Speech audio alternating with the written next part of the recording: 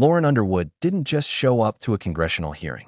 She came armed with the Constitution and the confidence of someone who knew exactly what was at stake. What unfolded wasn't just a tense exchange between a lawmaker and a cabinet official. It was a direct confrontation with the very idea of executive power, a showdown that turned a routine oversight hearing into a battle over democracy itself. And it left Secretary Kristi Noem struggling to defend what many are calling indefensible. It began with a simple but loaded question. Underwood asked whether the administration believed it could unilaterally withhold funds already approved by Congress. At first, Noem tried to spin the situation as a matter of evaluation. I'm going to hold off on my questions until the members have got done to see if some of them are duplicative. And so, Ms. Underwood, the floor is yours for questions. Thank you, Mr. Chairman. This weekend, the president made the remarkable statement that he, quote, doesn't know whether he has to uphold the Constitution. You, however, have taken a different position, both in your confirmation hearing and when you took the oath of office. You said that you were committed to complying with the Constitution. Do you still stand by that statement? Absolutely. I believe President Trump Excellent. as well. Let's start with Article 1, which gives Congress and only Congress the power of the purse. No money shall be drawn from the Treasury, but in consequence of appropriations made by law. But this administration is freezing, terminating, and even clawing back federal grants and awards that were already signed into law. These are taxpayer dollars that were appropriated by Congress for the specific purposes that we laid out. So, Secretary, let me ask you, do you believe the administration has the authority to subvert appropriations law to freeze and terminate congressional funding? The administration and the Department of Homeland Security used our authorities that we have to evaluate every grant that was in front of us and meet statutory requirements, but also to make sure that they were being spent appropriate. So, of course, the president is within his authorities. Make sure Ma'am, that this we is my went time. forward. Thank you so much.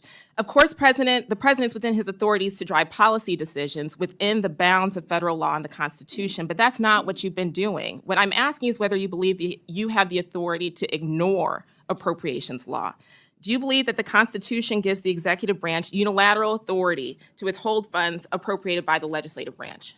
We have evaluated grants to make sure if they're being spent appropriately, and work that is underway and was authorized has continued. Other grants that have not been started and have not been authorized or obligated, we have reevaluated. And I think you're talking specifically about grants potentially within FEMA that were non-disaster related grants. I'm talking Those broadly, ma'am, programs are and being- Article 2 does not give the executive the authority to withhold funds, period. And multiple courts have weighed in to agree. Multiple courts have ruled in agreement. Congress controls the power of the purse. That is a fact. That's not a question. That is a fact. And so if the president disagrees with certain spending, Congress passed the Impoundment Act to create a legal process to seek rescissions, and we expect him to follow the law. This administration is not just ignoring the constitutional power of the people's elected representatives. It is also violating the fundamental right of individuals.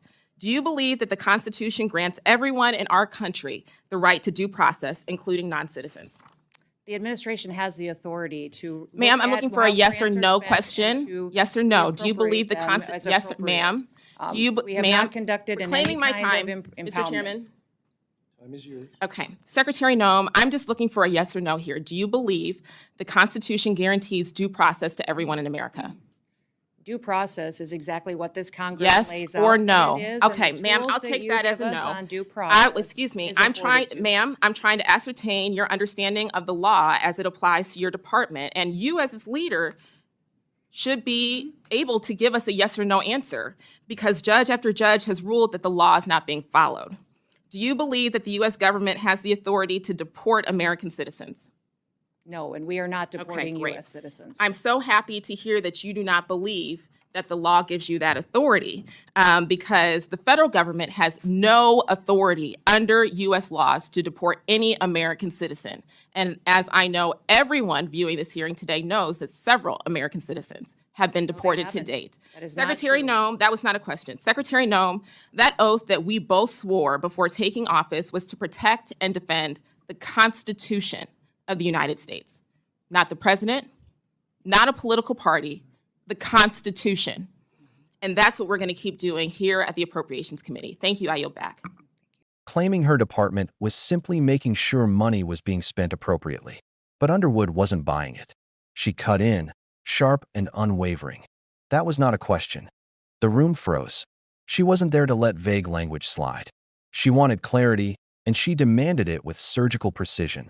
But the moment wasn't just about one tense exchange. It went deeper, right into the heart of the Constitution. At stake was something called the power of the purse. Article 1 makes it crystal clear. Congress, and only Congress, decides how taxpayer money is spent. Not the president, not cabinet officials. Congress. That authority isn't negotiable, and it isn't subject to interpretation. Yet here was an administration freezing grants, clawing back funds, and terminating awards that had already been signed into law. For the people watching, this wasn't abstract. These were real dollars meant for disaster recovery, education, public health, and law enforcement. When those funds disappear, communities suffer. Underwood laid it out plainly. This wasn't about policy disagreements or political differences. It was about legality. When money is withheld because an administration doesn't like how Congress decided to spend it, that's not governance. That's lawbreaking. And she had the receipts. Court rulings backing Congress's power, the text of the Constitution itself, and decades of precedent. She pressed again. Did Noem believe the executive branch had the authority to ignore appropriations law? Noem dodged, pivoted, and tried to hide behind bureaucratic language. But the truth was written right there in black and white. Congress controls the purse. Period. But that wasn't the whole story. Underwood wasn't finished. She moved to another cornerstone of American democracy, due process. She asked Noem a direct yes or no question. Does the Constitution guarantee due process to everyone in America, including non-citizens? It should have been a straightforward answer. Courts have ruled on it time and again. The principle is clear. Yet Noem hesitated, stumbled, and tried to twist the answer into a vague defense of administrative authority. That's when Underwood pressed harder, reminding her that every judge who's looked at this issue has ruled the same way. The law isn't being followed. And then came the moment that would reverberate far beyond the walls of that committee room. Underwood asked point-blank, does the U.S. government have the authority to deport American citizens? Noem answered no. But Underwood wasn't about to let the denial slide without context.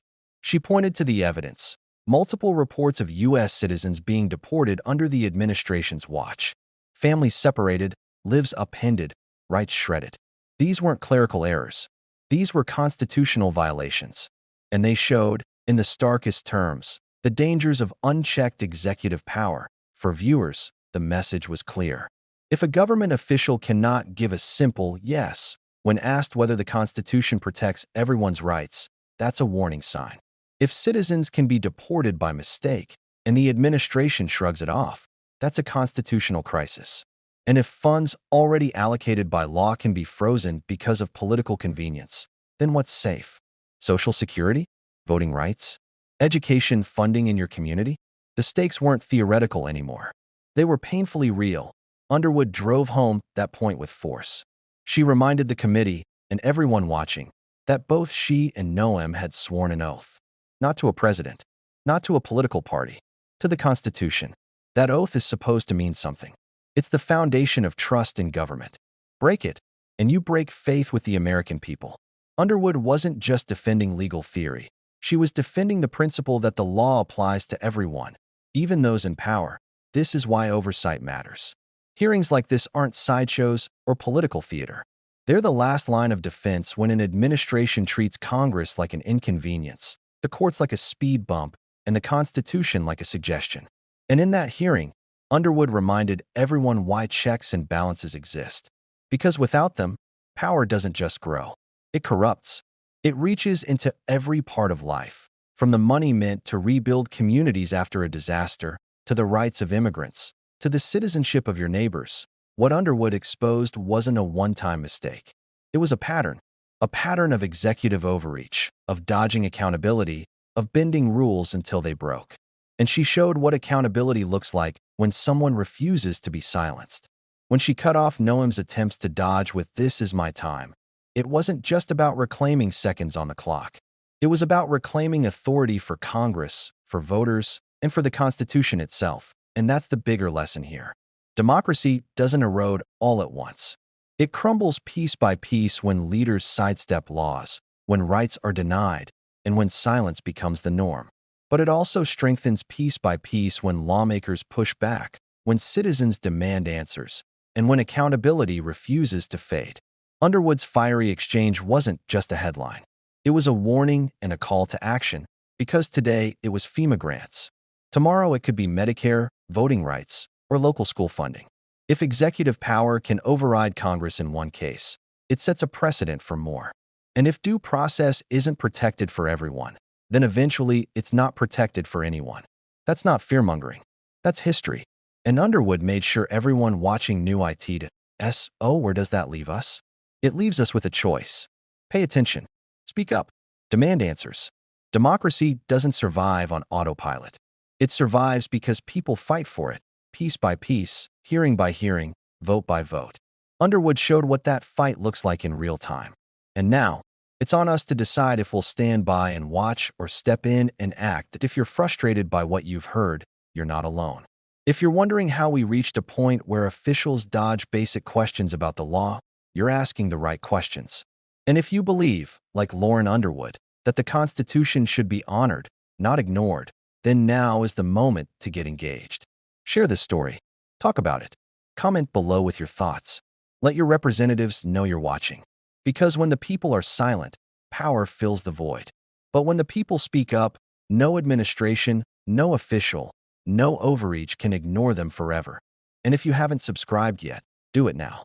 Because this fight isn't ending anytime soon. We're going to keep exposing these moments, breaking them down, and making sure the truth stays louder than the spin. Because in the end, democracy only survives when the people defend it. And after what we just witnessed, that defense has never been more urgent.